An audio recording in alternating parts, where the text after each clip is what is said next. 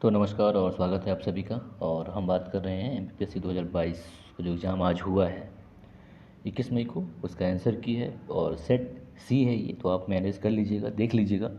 हमारा जो पहला क्वेश्चन है कि बीना नदी निम्नलिखित नदियों में से किसकी सहायक नदी है। तो इसका सही विकल्प ए है, बेतवा नदी की सहायक है ये। और क्वेश्चन नंबर सेकंड है कि निम्नलिखित में से कौन सा जिला वर्षा ऋतु में अधिक वर्षा प्राप्त करता है, नरसिंहपुर, मंदसौर, मंडला या छतरपुर। तो इन विकल्पों में सही विकल्प यहाँ पे सी हो जाएगा, मंडला जिला प्राप्त करता है। और क्वेश्चन नंबर थर्ड है कि अखरानी और मथवार पहाड़ियों के मध्य निम्नलिखित में से किस नदी ने गहरी कंदरा बनाई है। तो ये नर्मदा नदी है यहाँ पे सही विकल्प, नर्मदा और ताप्ती दोनों बनाती हैं, तो यहाँ पे सही विकल्प डी हो जाएगा।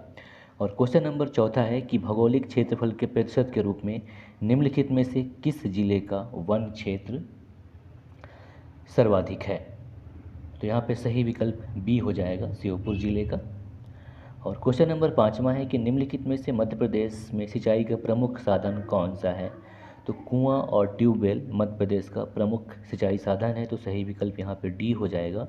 और क्वेश्चन नंबर छठवां है कि निम्नलिखित सिंचाई परियोजनाओं में और उनके स्थानों के युग्मों में कौन सा गलत है। तो यहाँ पे सही विकल्प सी हो जाएगा, सी जो है सुक्ता। और ये गलत है। असल में सुक्ता जो सिंचाई परियोजना है ये खंडवा की है, तो सही विकल्प यहाँ पे सी हो जाएगा। और क्वेश्चन नंबर सातवां है कि मध्य प्रदेश में लौह अयस्क के संबंध में निम्नलिखित में से कौन सा कथन सही नहीं है। लौह अयस्क उत्पादन में मध्य प्रदेश का देश में तीसरा स्थान है, तो ये कथन सही नहीं है। और नेक्स्ट क्वेश्चन है क्वेश्चन नंबर आठवां कि मध्य प्रदेश की मिट्टी के संबंध में निम्नलिखित कथनों पर विचार कीजिए और बताना है कि इनमें से कौन सा कथन सही है। तो बघेलखंड में लाल व पीली मिट्टी पाई जाती है, सही विकल्प है। और लाल एवं पीली मिट्टी में उर्वरता अधिक होती है, तो ये गलत है, ऐसा नहीं होता है। और क्वेश्चन नंबर इसमें विकल्प नंबर 3 है कि मालवा पठार में गहरी काली मिट्टी पाई जाती है, सही है। और मध्य प्रदेश के उत्तर पश्चिमी भाग में जलोढ़ मिट्टी पाई जाती है, ये भी सही है। तो पहला, तीसरा, चौथा सही है, तो सही विकल्प यहाँ पर डी हो जाएगा, केवल 1, 3 और 4। क्वेश्चन नंबर 9वां है कि निम्नलिखित जिलों में से मैंगनीज के बड़े भंडार किस में हैं। तो बालाघाट में है, सही विकल्प ए हो जाएगा। और क्वेश्चन नंबर 10वां है कि निम्नलिखित में से कौन सा कथन मध्य प्रदेश की जलवायु के संबंध में सही नहीं है। तो यहाँ पे सही विकल्प जो है वो सी हो जाएगा, ग्रीष्म ऋतु में मुरैना व दतिया जिलों में तापमान कम रहता है, ऐसा नहीं है। और क्वेश्चन नंबर 11वां है कि भारत के राष्ट्रपति की क्षमादान की शक्ति किस अनुच्छेद से प्राप्त होती है। तो अनुच्छेद 72 से प्राप्त होती है, सही विकल्प ए हो जाएगा। और क्वेश्चन नंबर 12वां, ये थोड़ी सी इसमें इशू है, इसलिए हमने इसको छोड़ दिया है। लगभग 5 क्वेश्चन हमने इसमें स्किप किया है, देख लीजिएगा। और क्वेश्चन नंबर 13वां है कि भारतीय संविधान का कौन सा अनुच्छेद राष्ट्रपति के महाभियोग से संबंधित प्रावधानों को प्रदान करता है। तो अनुच्छेद 61 संबंधित है, राष्ट्रपति के महाभियोग से संबंधित प्रावधानों को से संबंधित है, तो सही विकल्प यहाँ पे सी हो जाएगा। और क्वेश्चन नंबर 14वां है कि निम्नलिखित में से कौन सा औद्योगिक विकास और विदेशी व्यापार का लाभ है। तो इसका सही विकल्प ए हो जाएगा, ए सही हो जाएगा, बढ़ी हुई प्रतिस्पर्धा। क्वेश्चन नंबर 15वां है कि किस वर्ष रिजर्व बैंक का राष्ट्रीयकरण किया गया था। तो 1949 में किया गया था, तो यहाँ पे सही आंसर ए हो जाएगा। और क्वेश्चन नंबर 16वां है कि भारतीय संविधान के किस अनुच्छेद के अनुसार भारत का राष्ट्रपति मुख्य न्यायाधीश की परामर्श से किसी उच्च न्यायालय के न्यायाधीश को एक न्यायालय से दूसरे न्यायालय में स्थानांतरित करता है।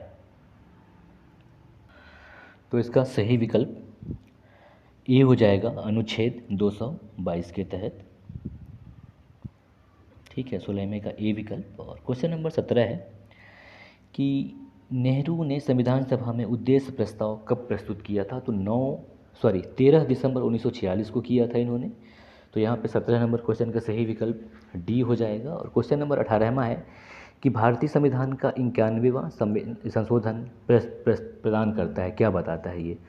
मंत्री परिषद की संख्या को सीमित करता है, तो सही विकल्प यहाँ पे ए हो जाएगा। क्वेश्चन नंबर 19वां है कि किस अधिनियम ने प्रांतों में द्वैध शासन प्रणाली की स्थापना की। तो 1919 का भारत सरकार अधिनियम था ये, तो सही विकल्प यहाँ पे बी हो जाएगा। और क्वेश्चन नंबर 20वां हमने स्किप किया है यहाँ पे। और क्वेश्चन नंबर 21वें की बात करें तो क्वेश्चन नंबर 21वां है कि दक्षिण पूर्व एशिया की सीमा पार नदी मेकांग या मिकांग निम्नलिखित में से किस देश से नहीं गुजरती है? तो बांग्लादेश से ये नहीं गुजरती है, तो सही विकल्प यहाँ पे सी हो जाएगा। और क्वेश्चन नंबर 22वां है कि वर्ष 2011 की जनगणना के अनुसार निम्नलिखित में से किस राज्य में महिला साक्षरता दर प्रतिशत में सर्वाधिक थी? मिजोरम, गोवा, हिमाचल प्रदेश या महाराष्ट्र? तो यहाँ पे सही विकल्प 22 का ए हो जाएगा, मिजोरम था। और क्वेश्चन नंबर 23 है कि वर्ष 2011 की जनगणना के अनुसार निम्नलिखित में से किस राज्य में जनसंख्या वृद्धि दर सर्वाधिक थी? तो सही विकल्प यहाँ पे बी हो जाएगा, बिहार में था ये। और क्वेश्चन नंबर 24वां है कि 90 ईस्ट रिज यानी कि 90 डिग्री पूर्व रिज निम्नलिखित में से कौन से महासागर में स्थित है? तो ये हिंद महासागर में स्थित है, तो सही विकल्प 24 का डी हो जाएगा। क्वेश्चन नंबर 25 है कि भारत में पवन ऊर्जा क्षमता के संबंध में निम्नलिखित में से कौन सा कथन सही नहीं है? तो यहाँ पर सही विकल्प जो हो जाएगा डी हो जाएगा कि पवन ऊर्जा क्षमता में मध्य प्रदेश का देश में तीसरा स्थान है, तो तीसरा स्थान नहीं है, तो सही विकल्प यहाँ पे डी हो जाएगा। क्वेश्चन नंबर 6वां है कि एशिया में निम्नलिखित में से कौन सा देश स्थलरुद्ध देश नहीं है? तो नेपाल, थाईलैंड, लाओस या भूटान? तो सही विकल्प यहाँ पे बी हो जाएगा, थाईलैंड जो है ये स्थलरुद्ध नहीं है। ठीक है। और क्वेश्चन नंबर 27वां है कि भारत में लौह अयस्क के संबंध में निम्नलिखित में से कौन सा कथन सही नहीं है? तो यहाँ पे जो सही विकल्प हो जाएगा 27 का वो बी हो जाएगा कि देश के लौह अयस्क के कुल संचित भंडार का लगभग 80% भाग झारखंड एवं ओडिशा में है। तो ऐसा नहीं है, ये जो 80% है इसमें झारखंड, ओडिशा और छत्तीसगढ़ और आंध्र प्रदेश भी शामिल है। तो यहाँ पे जो सही नहीं होगा वो विकल्प बी हो जाएगा। ठीक है। और क्वेश्चन नंबर 28वां है कि वर्ष 2020-21 में निम्नलिखित में से कौन सा राज्य देश में मूंगफली का सबसे बड़ा उत्पादक था? तो इसका सही विकल्प बी हो जाएगा, गुजरात था। और क्वेश्चन नंबर 29 है कि एटलस पर्वत किस महाद्वीप में स्थित है? तो एटलस पर्वत जो है अफ्रीका महाद्वीप में है। और क्वेश्चन नंबर 30वां है कि सुंदर वन निम्नलिखित में से किस प्रकार के वन है? तटीय ज्वारीय वन है। तो सही विकल्प यहाँ पे डी हो जाएगा। और क्वेश्चन नंबर 31 है कि निम्नलिखित में से कौन सा एक आभासी सहायक, खैर इसको हमने स्किप किया है, तो तीसरा क्वेश्चन है जिसे हमने स्किप किया है। और 32वां क्वेश्चन है कि निम्नलिखित में से कौन ई गवर्नेंस का सटीक वर्णन सही बैठता है? सी विकल्प सही बैठता है यहाँ पे कि तकनीकी आधारित शासन की व्यवस्था देना। और क्वेश्चन नंबर 33वां है कि किसे कृत्रिम बुद्धिमत्ता का जनक कहा जाता है? जॉन मैकार्थी को कहा जाता है। तो सही विकल्प यहाँ पे बी हो जाएगा, जॉन मैकार्थी। और यानी 33 का बी विकल्प सही हो जाएगा। और क्वेश्चन नंबर 34 है कि साइबर सुरक्षा की विशेषता या विशेषताएं हैं या हैं कौन सा बताना है? अनुपालन, आंतरिक खतरों से प्रतिरक्षा, खतरे की रोकथाम या उपयुक्त सभी? तो यहाँ पे सही विकल्प डी हो जाएगा, यानी कि 34 का चारों जो है सही है। और क्वेश्चन नंबर 35 है कि निम्नलिखित डायोड में, इसको हमने छोड़ दिया है। और 36वां क्वेश्चन है कि निम्नलिखित में से कौन सा कृत्रिम बुद्धिमत्ता के पक्षपात का स्रोत नहीं है? तो यहाँ पे सही विकल्प सी हो जाएगा, लोग या पब्लिक या जनता। और क्वेश्चन नंबर 37 है, इसको भी स्किप किया है। 38 है कि देश की सीमाओं से परे ई कॉमर्स कौन सा आयाम व्यापार के लिए सक्षम है? ये विश्वव्यापी पहुंच के लिए सक्षम है। तो सही विकल्प 38 का सी हो जाएगा। और क्वेश्चन नंबर 39 है कि निम्नलिखित में से कौन सा रोबोट का फ़ायदा नहीं है? तो यहाँ पे सही विकल्प बी हो जाएगा कि यह नौकरियों को विस्थापित कर सकते हैं। और क्वेश्चन नंबर 40 है कि सोशल मीडिया अनुकूलन क्या है? तो सही विकल्प इसका ए हो जाएगा कि सोशल नेटवर्क द्वारा आसानी से प्रचार करना। और क्वेश्चन नंबर 41वां है कि निर्मल वर्मा पुरस्कार मध्य प्रदेश संस्कृति विभाग द्वारा किस क्षेत्र में दिया जाता है? सन 2015 से देना प्रारंभ हुआ था ये, और ये भारतीय प्रवासियों द्वारा हिंदी भाषा का प्रचार एवं विकास के लिए दिया जाता है। तो सही विकल्प यहाँ पर डी हो जाएगा। क्वेश्चन नंबर 42वां है कि निम्नलिखित में से कौन सा राष्ट्रीय उद्यान आधिकारिक तौर पर भूरसिंह द बारासिंघा, तो यह संबंधित है कान्हा राष्ट्रीय उद्यान से? तो सही विकल्प यहाँ पे ए हो जाएगा। क्वेश्चन नंबर 43वां है कि निम्नलिखित में से कौन सा कथन प्रसिद्ध ढोकरा कला के लिए सही नहीं है? यह कला बैतूल की भारेवा आदिवासी समुदाय से संबंधित है तो नहीं, ये वहाँ से रिलेटेड है ही नहीं। यह एक अलौह धातु ढलाई कर कला है तो ये तो सही है। और यह विवाह समारोह से जुड़ी एक सजावट कपड़ा कला है तो ऐसा भी नहीं है, तो यहाँ पे सही हो जाएगा डी कि सभी कथन सही है, ये सही नहीं है, मतलब 43 का डी विकल्प हो जाएगा। और क्वेश्चन नंबर 44वां है कि निम्नलिखित में से किस स्तूप के तोरण द्वार पर अशोक एवं उसकी दो रानियों के साथ बोधि वृक्ष तीर्थ यात्रा का अंकन मिलता है, तो सांची में मिलता है, सही विकल्प बी हो जाएगा। और क्वेश्चन नंबर 45वां है कि प्रसिद्ध स्वतंत्रता सेनानी भागीरथ शेखावत, सादत खान एवं वंश गोपाल का संबंध निम्नलिखित में से किस स्थान से है, तो ये इंदौर से थे, सही विकल्प यहाँ पे बी हो जाएगा। क्वेश्चन नंबर 46वां है कि निम्नलिखित में से कौन सा युग्म गलत है, तो यहाँ पर सही विकल्प डी हो जाएगा। जो तुलसी शोध संस्थान है ये भोपाल में स्थित नहीं है, तो सही विकल्प डी।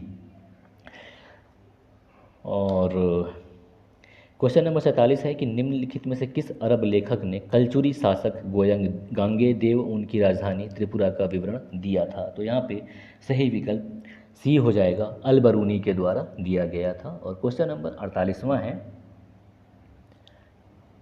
कि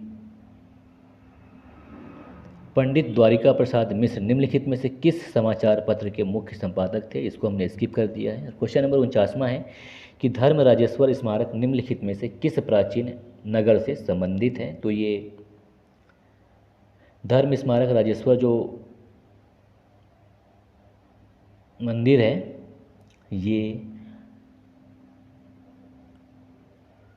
दसपुर से संबंधित है, ठीक है। और क्वेश्चन नंबर 50वां है कि आनंद सिंह श्याम एवं धनैया बाई कलाकारों का संबंध निम्नलिखित में से किस कला से है, तो गोंड चित्रकला से है, सही विकल्प बी हो जाएगा। और क्वेश्चन नंबर 51वां है कि भारत में कोयले के सकल उत्पादन के संदर्भ में मध्य प्रदेश का कौन सा स्थान है, चौथा स्थान है, सही विकल्प 51 का सी हो जाएगा।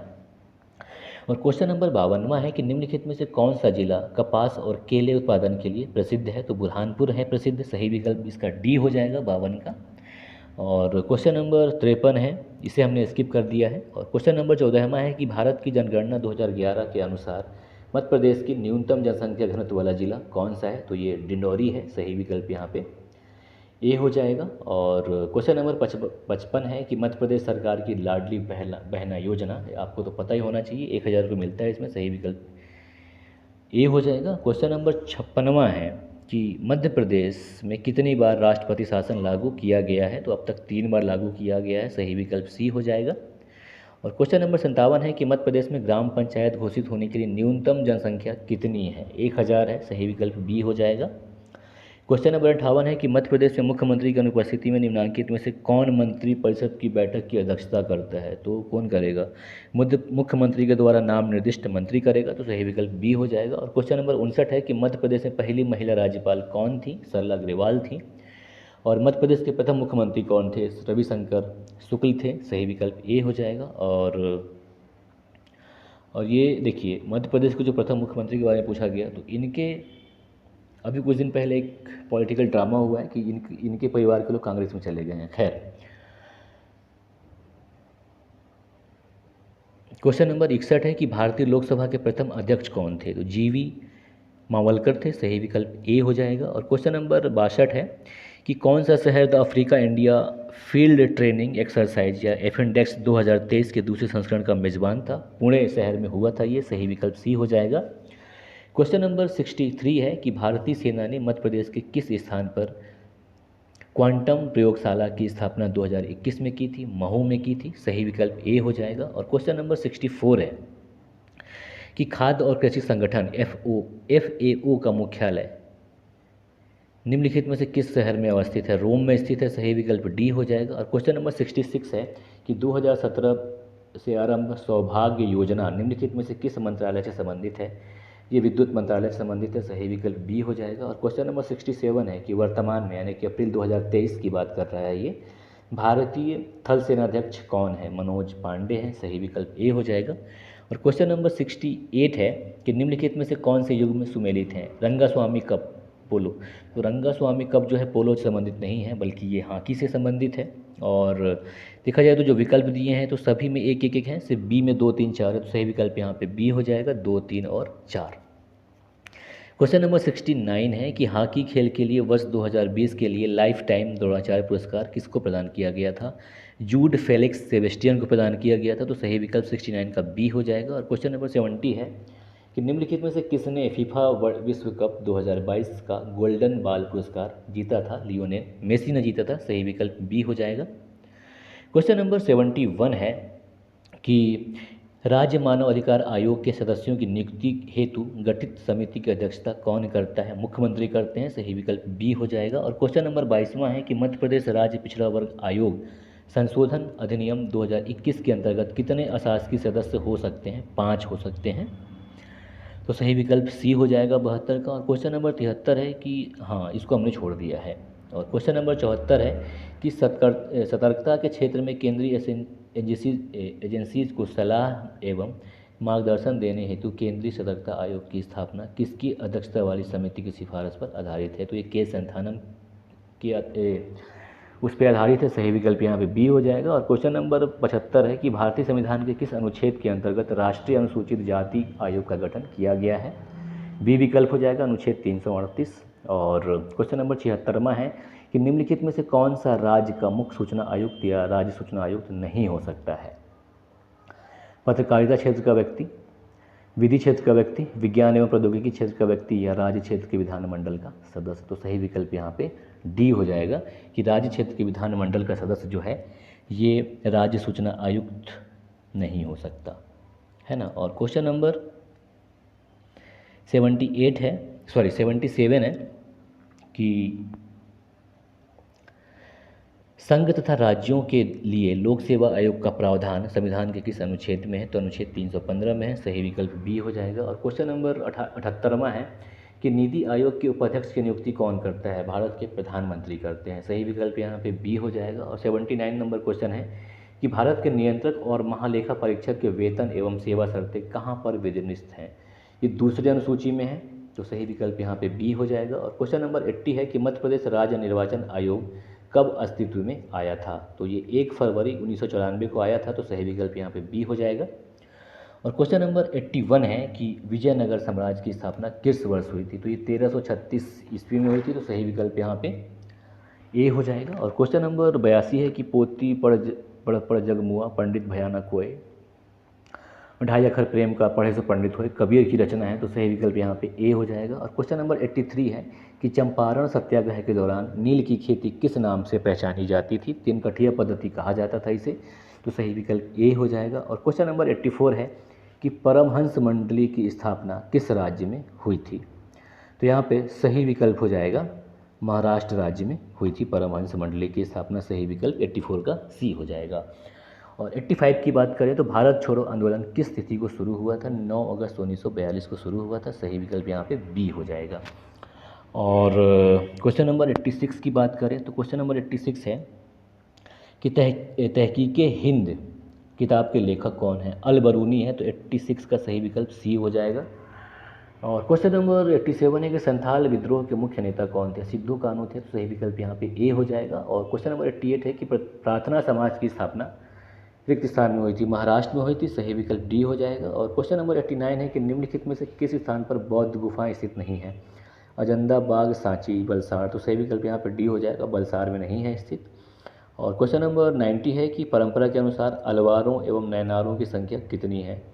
तो सही विकल्प यहाँ पे ए हो जाएगा, 12 और 63 है। और क्वेश्चन नंबर 91 है कि एटलस और अक्ष के मध्य पाए जाने वाले जोड़ को क्या कहा जाता है? तो इसको हमने छोड़ दिया है। और क्वेश्चन नंबर 92 है कि आनुवांशिक रूप से परिवर्तित बीटी बैंगन को निम्नलिखित में से किसके लिए विकसित किया गया है? सूखा प्रतिरोध के लिए, कीट प्रतिरोध के लिए, जीवाणु प्रतिरोध के लिए या फफूंदी प्रतिरोध के लिए? तो सही विकल्प यहाँ पे बी हो जाएगा, कीट प्रतिरोध के लिए इसको विकसित किया गया है। 93 नंबर क्वेश्चन है कि मनुष्यों में निम्नलिखित में से कौन सा विटामिन खून का थक्का जमाने में सहायक होता है? तो विटामिन के होता है। सही विकल्प 93 का सी हो जाएगा। और क्वेश्चन नंबर 94 की बात करें तो क्वेश्चन नंबर 94 है कि कौन सा प्रदूषण मनुष्यों में इताई रोग करता है? कैडमियम प्रदूषण से होता है। सही विकल्प यहाँ पे बी हो जाएगा। और क्वेश्चन नंबर 95 है कि खाद्य सुरक्षा और मानक अधिनियम 2006 के अनुसार हमारे देश में निम्नलिखित में से किस चिन्ह को सभी प्रसंस्कृत फल उत्पादों के लिए अनिवार्य किया गया है, FPO को किया गया है, सही विकल्प ए हो जाएगा।